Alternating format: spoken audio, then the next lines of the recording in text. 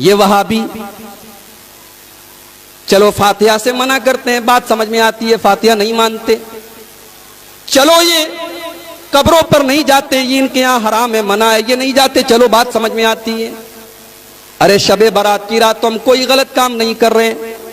رات ہوتی ہے، مسجدوں میں لائٹنگ کر دی جاتی ہے، مسجدوں کے دروازے کھول دیے جاتے ہیں، لوگ آتے ہیں مسجدوں میں بیٹھ کر تلاوت کرتے ہیں. قبرستان پہ لوگ جاتے ہیں، اپنے ماں باپ کے حق میں، اپنے رشتہ داروں کے حق میں مغفرت کی دعا کرتے ہیں. اس میں کون سی غلط بات ہے؟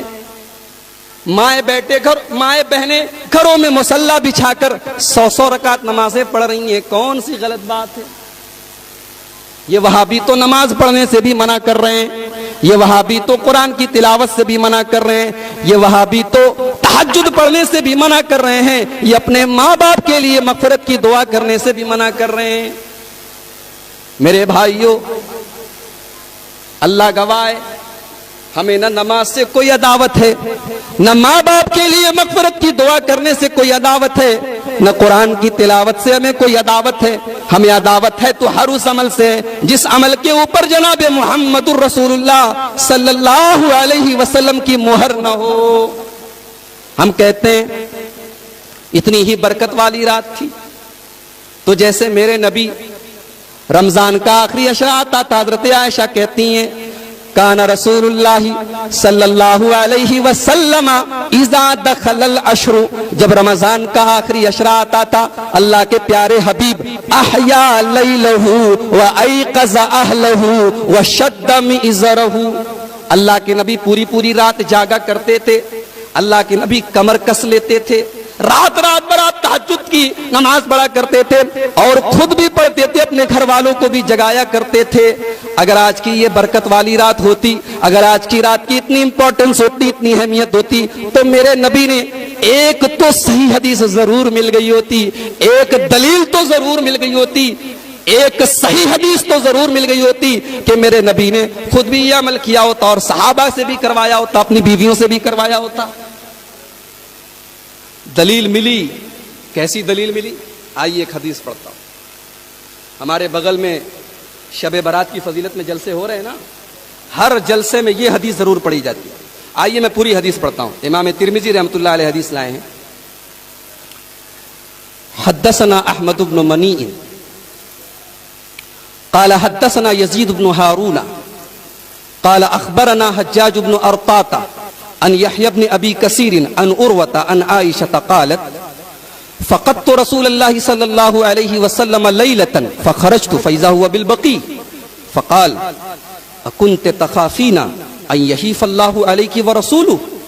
قلت يا رسول الله إني ظننت أنك أتيت بعض نسائك. فقال إن الله عز وجل ينزل ليلة النصف من شعبان فيغفر لأكثر من عدد شعر غنم كلب. رواہ ترمذی فی کتاب الصوم. میں نے پوری سند کے ساتھ حدیث پڑھ دی. امام ترمذی روایت کر رہے ہیں حضرت عائشہ سے. اما عائشہ کہتی ہیں ایک رات میں نے اپنے حبیب کو، اللہ کے پیارے رسول صلی اللہ علیہ وسلم کو بستر پر نہیں پایا تو میں نکل گئی، میں اللہ کے رسول کو تلاش کرنے کے لیے نکل گئی تو اللہ کے نبی مجھے کہاں ملے؟ بقیع کے قبرستان میں. کہاں ملے؟ بقیع کے قبرستان میں. جیسے ہی اللہ کے رسول کی نظر میرے اوپر پڑی، آپ نے فرمایا عائشہ کیا تم نے یہ سوچا کہ اللہ اور اس کے رسول تمہارے اوپر ظلم کریں گے؟ یعنی عائشہ کیا تم نے یہ سوچا کہ باری تو تمہاری تھی، دن تو تمہارا تھا اور میں تمہیں چھوڑ کر کسی اور بیوی کے پاس چلا گیا؟ حضرت عائشہ نے فرمایا نہیں ہے اللہ کے رسول، میں نے سمجھا کہ آپ کسی کام سے، کسی ضرورت سے، کسی غرض سے اپنی کسی بیوی سے ملنے کے لیے گئے ہوں. آپ نے فرمایا عائشہ 15 شعبان کی رات کو اللہ تبارک و تعالی نازل ہوتا ہے، اللہ تبارک و تعالی نازل ہوتا ہے، اللہ تعالیٰ اترتا ہے اور قبیلے بنو کلب کی بکریوں کے بالوں کی تعداد سے بھی زیادہ لوگوں کی مغفرت کرتا ہے. یہ حدیث شب برات کی فضیلت میں ٹاپ 10 حدیثوں میں سے ہے. اس کو سب سے پہلے پڑھتے ہیں. اس حدیث کو میں نے سند کے ساتھ پڑھا ہے. آئیے ایک بار پھر سند پڑھتا ہوں. امام ترمذی کہتے ہیں حدثنا احمد بن منیع قال حدثنا یزید بن ہارون قال اخبرنا حجاج بن ارطاط ان یحیی بن ابی کثیر ان عروۃ عن عائشہ. یہ سند ہے. اس سند میں ایک راوی ہے حجاج بن ابی ارطاط. یہ کس سے روایت کر رہے ہیں؟ یحییٰ بن ابی کثیر سے. اور یحییٰ بن ابی کثیر کس سے روایت کر رہے ہیں؟ عروہ سے. اب امام ترمذی رحمۃ اللہ علیہ اس حدیث پاک کو بیان کرنے کے بعد خود کہتے ہیں سمعت محمدن، میں نے اپنے استاذ محترم امام المحدثین امیر المومنین فی الحدیث سیدنا امام بخاری رحمۃ اللہ علیہ کو یہ فرماتے ہوئے سنا کان یضعف ھذا الحدیث. امام بخاری کہتے ہیں یہ حدیث ضعیف ہے. کون کہہ رہا ہے؟ کون کہہ رہا ہے حدیث ضعیف ہے؟ کوئی یہ نہ کہے کہ وہابی کہہ رہا ہے. کون کہہ رہا ہے؟ بخاری کہہ رہا ہے. امام بخاری کہہ رہے ہیں. اور کعبے کے رب کی قسم، علم حدیث میں جو مقام امام بخاری کو حاصل ہے وہ کسی اور کو حاصل ہے. امام بخاری کسی راوی کے بارے میں کمنٹ کر دیتے ہیں فیہ نظر، اس راوی کی حدیث کو تھوڑا سوچ وچار کر لیا کرو. یہ نہیں کہتے کہ ریجیکٹ کر دو. امام بخاری اگر کسی راوی کے بارے میں صرف اتنا بول دیں فیہ نظر، اس راوی کی حدیث کو سوچ سمجھ کر لیا کرو، تو علماء کا اتفاق ہے، محدثین کا اتفاق ہے، فقہاء کا اتفاق ہے کہ وہ حدیث ریجیکٹیبل ہے، وہ حدیث مردود ہے، وہ حدیث قبول نہیں کی جائے گی، کیونکہ اس کے راوی کے بارے میں امام بخاری کا اتنا زبردست کمنٹ ہے. امام بخاری بول رہے ہیں یہ حدیث ضعیف ہے. اچھا یہ تو سند ہے. اچھا امام بخاری حدیث کو ضعیف بتاتے ہیں، وجہ کیا بتاتے ہیں؟ امام بخاری کہتے ہیں، اور یہ جملہ بھی ترمذی کے اندر موجود ہے، امام بخاری کہتے ہیں اس حدیث میں ایک راوی ہے حجاج بن ابی ارطاط، اس نے یہ حدیث روایت کی ہے یحییٰ بن ابی کثیر سے، جبکہ دونوں کے بیچ میں سما ثابت ہے. اب میں یعنی کہ عبد الغفار سلفی اگر میں کوئی حدیث بیان کروں اور میں کہوں کہ میں نے یہ حدیث مولانا حیات اللہ بنارسی سے سنی ہے یا مولانا ابو القاسم صاحب بنارسی سے سنی ہے، تو لوگ ہنسیں گے، بولیں گے ارے دیکھو یہ جھوٹ بول رہا ہے، یہ جھوٹ بول رہا ہے. مولانا ابو القاسم صاحب بنارسی کب پیدا ہوئی؟ 1900 کب انتقال ہوا؟ 1949 میں. یہ 1986 میں پیدا ہوا. یہ بول رہا ہے میں نے حدیث سنا ہے. تو ایسی حدیث کو ریجیکٹ کر دیا جاتا ہے. ایسی حدیث منقطع مانی جاتی ہے جس میں دو راویوں کے بیچ میں ڈس کنیکشن ہو، ایک راوی دوسرے راوی سے روایت کر رہا ہے لیکن دونوں کے بیچ میں سما ثابت نہیں. تو امام بخاری بول رہے ہیں کہ اس حدیث کا راوی حجاج بن ابی ارطاط، یہ حدیث جس سے روایت کر رہا ہے یحییٰ ابن ابی کثیر، دونوں کا سما ثابت نہیں ہے. اور یحییٰ ابن ابی کثیر اس حدیث کو روایت کر رہے ہیں عروہ سے، اور ان کا بھی سما ثابت نہیں. یعنی حدیث میں دو جگہ ڈس کنیکشن ہے، حدیث میں دو جگہ انقطاع ہے، حدیث منقطع ہے. ایک بے بنیاد حدیث کی بنیاد پر ہم شب برات منائیں. اہل حدیث کا مسلک اتنا کمزور نہیں ہے، دین کو ہم اتنا کمزور نہیں سمجھتے کہ ضعیف اور موضوع اور من گھڑت روایات کی بنیاد پر ہم کوئی عمل شروع کریں. صحیح حدیث لے آؤ، انشاءاللہ سب سے پہلے اہل حدیث کی مسجدیں کھولیں گی، سب سے پہلے تلاوت اہل حدیث کرے گا، سب سے پہلے اپنے مردوں کے لیے دعائے مغفرت اہل حدیث کرے گا. اچھا ایک بڑی عجیب بات حدیث میں دیکھیے، حضرت عائشہ کہتی ہیں کہ میں نے اللہ کے نبی کو بستر پہ نہیں پایا تو میں گئی. کہاں گئی؟ بقیع کے قبرستان میں. قبرستان میں جانے کی کیا ضرورت تھی؟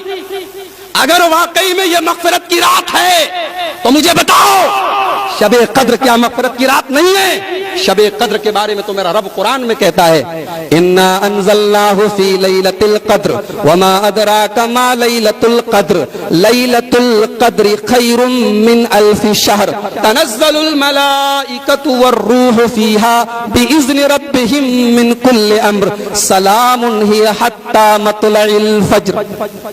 شب قدر کے بارے میں تو میرے رب نے پوری قرآن کی سورت نازل کر دی. میرے رب نے کہا یہ اتنی مبارک رات ہے کہ ایک رات کی عبادت 1000 مہینے سے افضل ہے. 84 سال کی عبادت سے بہتر ہے اس رات کی عبادت. لیکن ایک روایت دکھا دو, ایک حدیث دکھا دو, ایک سند دکھا دو, ایک دلیل دکھا دو کہ شب قدر کی رات میں میرے نبی قبرستان جا کے دعائیں مغفرت کرتے تھے. سن لو, اہل حدیث کا عقیدہ یہ ہے کہ ماں باپ کے لیے مغفرت کی دعا گھر بیٹھ کر بھی کر سکتے ہیں, مسجد میں بھی کر سکتے ہیں, اور قبرستان جا کر بھی کر سکتے ہیں. قبرستان جانا ضروری نہیں, ٹھیک ہے جا سکتے ہیں. ابھی ہمارے صدر محترم نے پوری قبر کے تعلق سے پوری حدیثیں پڑھی. لیکن یہ عقیدہ کہ ماں باپ کی مغفرت کی دعا تبھی ہوگی جب ہم قبرستان پر جائیں گے, یہ عقیدہ اسلام کا نہیں ہے. معاف کیجئے گا, یہ ان کا عقیدہ ہے جن کا مذہب قبرستان سے شروع ہوتا ہے اور قبرستان میں جا کر ختم ہو جاتا ہے. اس رات کا نام شب برات کیوں پڑا جانتے ہیں؟ براءت, یہ براءت بنا ہے تبرہ سے, یہ براءت بنا ہے تبرہ سے, اور تبرہ یہ روافض کی اصطلاح ہے, یہ ابو بکر و عمر کے دشمنوں کی اصطلاح ہے, یہ صحابہ کو گالیاں دینے والوں کی اصطلاح ہے, جو نماز میں جب تک حضرات شیخین کے اوپر, سیدنا ابو بکر صدیق کے اوپر, حضرت عمر فاروق کے اوپر جب تک براءت کا اظہار نہ کر لیں, جب تک ان سے اپنے آپ کو بری نہ کر لیں, ان کی نماز قبول نہیں ہوتی. اور جو اپنی آنکھوں میں یہ سپنا سجوئے ہیں کہ جب ہماری حکومت ہوگی مکہ اور مدینہ پر تو ہم ابو بکر کی قبر سے اور عمر کی قبر سے ان کی لاشوں کو نکال کے سولی پہ لٹکائیں گے, جن کا یہ سپنا ہے ان کے لیے یہ شب برات, یہ تبرے کی رات ہے, یہ برات کی رات ہے, یہ صحابہ سے تبرہ اور صحابہ سے اپنے آپ کو بری کرنے کی رات ہے. اور جانتے ہو, جا کے دیکھ لو روافض کے یہاں آج کی رات کی بڑی اہمیت ہے. ان کے ہاں باقاعدہ رکے لکھے جاتے ہیں, باقاعدہ چٹھیاں لکھی جاتی ہیں, دریاؤں میں ڈالی جاتی ہیں کہ اے امام غائب, اے امام منتظر, اب چلے بھی آؤ کہ زمانہ بڑا خراب ہے, اب چلے بھی آؤ کہ ہم پر بڑا ظلم ہو رہا ہے, اب چلے بھی آؤ کہ اب ضرورت ہے کہ صحابہ کرام کی لاشوں کو نکالا جائے, اب چلے بھی آؤ کہ اب دنیا سے اہل السنہ والجماعت کا کام ختم کیا جائے. یہ ان کا عقیدہ ہے, یہ ان کا مسلک ہے. اور ہندوستان میں چونکہ ہمارا رہن سہن ہمارے غیر مسلم بھائیوں کے ساتھ تھا, اب ہمارے غیر مسلم بھائیوں کے یہاں ایسی چیزیں ہیں کہ صاحب جو لوگ مر گئے ہیں ان کی آتما کی شانتی کے لیے ان کو کچھ کھلانا پلانا پڑے گا, اور جو بھی کھلایا پلایا جائے گا وہ آتماؤں کو تو ملنے سے رہا, وہ ملے گا پنڈتوں کو, وہ ملے گا مجاوروں کو, وہ ملے گا ان کے پروہتوں کو. تو وہ سسٹم ہمارے یہاں لایا گیا کہ صاحب چلو ایک رات تیار کی جائے اور اس رات کی فضیلتیں گڑی جائیں تاکہ کچھ حلوے ماڈے کا انتظام ہو جائے, تاکہ کچھ پیٹ پوجا بھی ہو جائے, تاکہ کچھ حلوے ہمیں بھی نصیب ہو جائیں. اور دلیل کیا دی جاتی ہے کہ جنگ احد کے موقع پر اللہ کے پیارے رسول صلی اللہ علیہ وسلم کا دانت ٹوٹ گیا تھا, آپ کے دندان مبارک شہید ہو گئے تھے. ارے عقل کے اندھو, جنگ احد شوال میں ہوئی تھی, یہ 15 شعبان ہے, شعبان اور شوال کے بیچ میں 2 مہینے کا گیپ ہے. عید پر تم بھی حلوہ کھاؤ, ہمیں بھی کھلاؤ, ہمیں کوئی اعتراض نہیں. لیکن آج کے دن یہ دراصل نقالی ہے, یہ غیر مسلموں کی مشابہت ہے, اور یہ اس قوم کے ساتھ رہنے سہنے کی وجہ سے یہ چیزیں ہمارے اندر آئی ہیں. اہل حدیث کا یہ عقیدہ ہے کہ کوئی عمل اچھا تب تک نہیں ہو سکتا جب تک 2 شرائط نہ پائی جائیں. پہلی شرط, عمل خالص اللہ کے لیے کیا جائے, عمل صرف اللہ کے لیے کیا جائے, اس کے اندر ذرہ برابر بھی اگر ریاکاری آ گئی, اگر دکھاوا آ گیا, اگر کسی اور کو خوش کرنے کی نیت آ گئی, ہائے ہائے اس کی بربادی نہ پوچھو.